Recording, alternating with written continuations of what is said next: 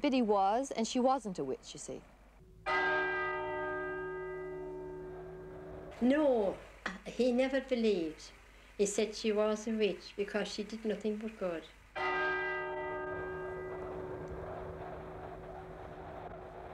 The people was all afraid of Biddy, more or less, and the priest had cursed you if we went near Biddy, right? Yes, counted a witch. And they was counting her a devil, that was it. Oh.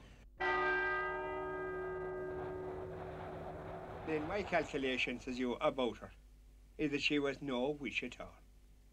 She always kept the rosary, and she always had the rosary here. She did. Am I right, Hort? You're right. Very good. I was indeed. And she was a good living woman. At least she had the advantage over other people because she was able to tell you your wrongs, but you weren't able to correct her. No. We know, of course, she was married 3 times, and meditated him to be married a 4th London, I'll put it, to be married the 4th time. You heard that.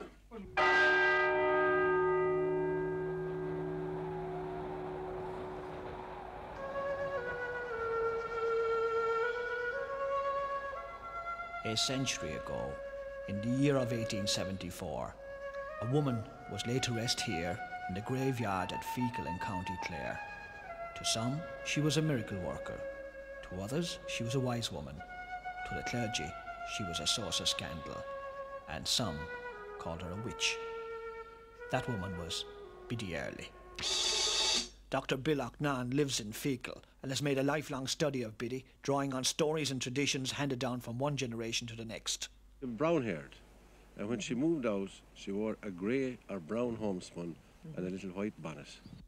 Margaret Murphy is now 80 years of age, and she recalls that as a young man, her father was a friend and regular visitor at Biddy's.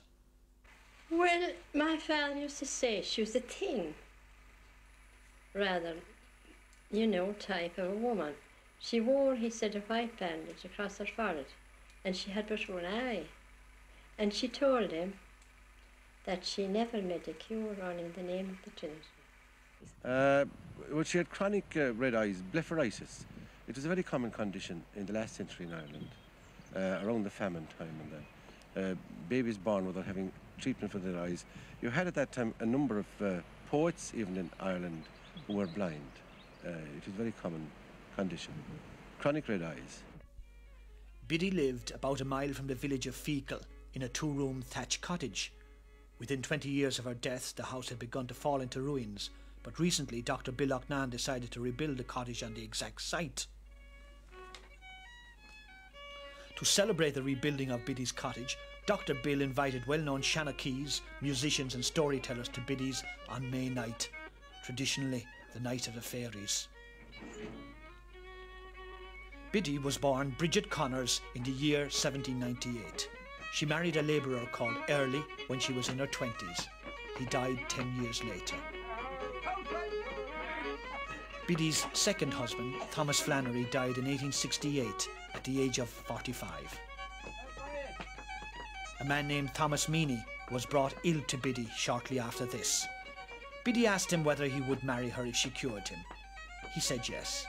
Biddy cured him, and they got married. So Biddy had a third husband by the time she was 70. Meany was 33. But the marriage only lasted 2 years, for Thomas Meany died on the 6th of May, 1870. Biddy's fourth romantic attachment was to a man called O'Brien. It is doubtful whether they bothered to go through a formal marriage ceremony. At this time, Biddy was 72 years of age. So, at the dancing here in Biddy's kitchen, it's only natural that talk should be of the great woman and her strange power.